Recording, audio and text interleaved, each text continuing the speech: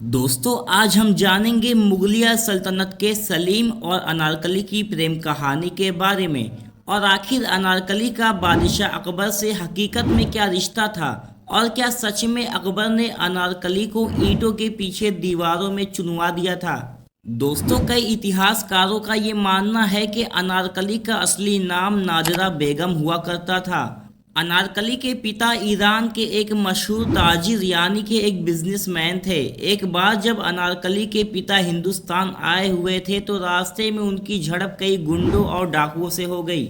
लूट मार करके उन डाकुओं ने अनारकली को काबुल के हाकिम यानी कि मान सिंह को कुछ पैसों के बदले बेच दिया था।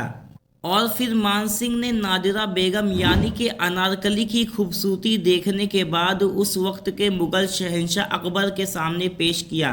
बादशाह अकबर ने अनारकली को महल के उस हिस्से में रखा था जहां की औरतें मुजरा और नाच गाना किया करती थीं। साथ ही महल के उस हिस्से में अकबर की कई दासियां भी मौजूद थी। महल में छिपाए रखने के बावजूद बादशाह अकबर के बेटे शहजादे सलीम की नज़र अनारकली पर पड़ गई और शहजादे सलीम पहली नज़र में अनारकली पर अपना दिल हार बैठे थे। बादशाह अकबर के ही खास वजीर ने सलीम और अनारकली की प्रेम कहानी के बारे में अकबर को बताया था। बादशाह अकबर को हरगिज ये गवारा नहीं था कि उनका बेटा एक ऐसी औरत से मोहब्बत करे जो रुतबे में उनसे नीची हो और महलों में मुजरा करके लोगों का दिल बहलाने वाली हो। अकबर ने मामले की नज़ाकत को समझते हुए अपने बेटे सलीम को शाही काम के ताल्लुक से शहर भेज दिया और दूसरी तरफ अनारकली को जिंदा दीवारों के पीछे चुनवाने का हुक्म दे दिया।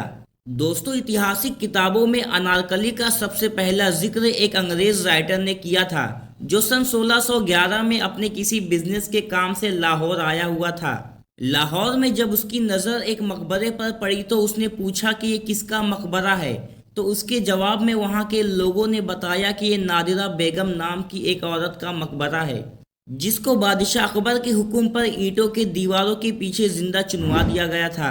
दोस्तों आज के दौर में भी पाकिस्तान के लाहौर में अनारकली नाम की एक बड़ी मार्केट मौजूद है और इसी मार्केट के बाजू में अनारकली का मकबरा भी मौजूद है। और वहाँ के लोगों का मानना है कि ये नादिरा बेगम वही अनारकली है जिसके बारे में हम कहानियों में सुनते और फिल्मों में देखते आ रहे हैं। दोस्तों ये हो गया इतिहास का एक पहलू।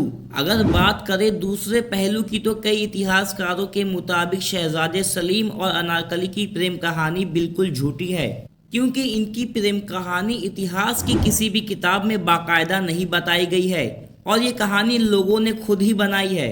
अगर अनारकली नाम की कोई औरत इतिहास में होती तो उसका रिकॉर्ड मुगल हिस्टोरिकल की दस्तावेजों में ज़रूर मिलना चाहिए। दोस्तों इसी तरह की इन्फॉर्मेशन वाली वीडियोस के लिए हमारे चैनल को सब्सक्राइब करें।